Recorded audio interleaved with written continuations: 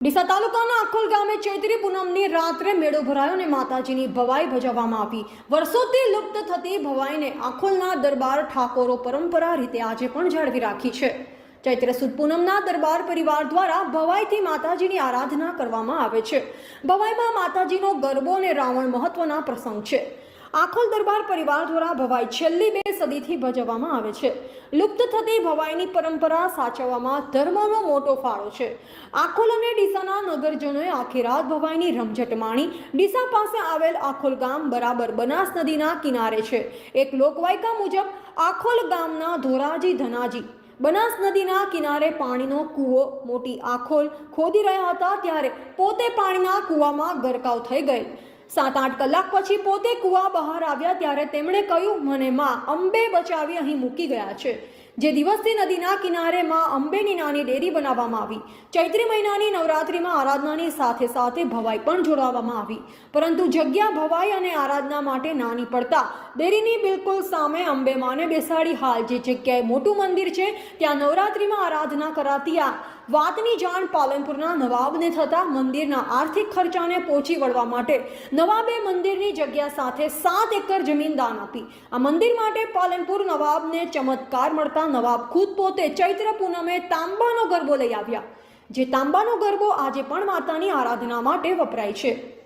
આખોલ ગામમાં ભવાઈ માટે દરેક કુટુંબના સભ્યો જુદા જુદા પ્રસંગો દ્વારા લોકોને આધ્યાત્મિક જ્ઞાન આપે છે। આ ઉપરાંત લોકોને મનોરંજન મળે તેવા પાત્રોમાં છેલ વટાવ, મિયા બીબી, વાણિયા, શેઠ શેઠાણીના પાત્રો પણ હોય છે। આખી રાત ચાલતી ભવાઈમાં રાવણનું પાત્ર સવારે 7 વાગે ભજવવામાં આવે છે, જેમાં રાવણ દહનનું મહત્વ રહેલ છે। આખોલના અંબાજી માતાના મંદિરે ચૈત્રની 11થી પૂનમ સુધી રાત્રે મેળા સાથે ઉત્સાહભેર તહેવાર ઉજવાય છે। પૂનમની રાત્રે માતાના ગરબા રમવા માટે પુરુષો સ્ત્રી વેશ ધારણ કરે છે। અહીં ભજવાતી ભવાઈની વિશેષતા એ છે કે અહીંના દરેક પાત્રો ભજવાવાળા એક જ કુટુંબના વંશ પરંપરાગત રીતે ગોઠવણી કરવામાં આવે છે। ભવાઈ બાબતે ધુડાજી દરબારે અને કાંતુભાઈએ મીડિયા સમક્ષ જણાવ્યું હતું કે આ પરંપરા છેલ્લી 2 સદીથી ચાલતી આવે છે। ભવાઈમાં જુદા જુદા વસ્ત્રો ધારણ કરી મા અંબેને રીઝવતા આખોલના દરબારો, ઠાકોરો, ધુળસી, સાલસી, કડવાજી, છગનજી, નાગજી અને મેળામાં ખાણીપીણીના સ્ટોલ પણ લગાવવામાં આવે છે।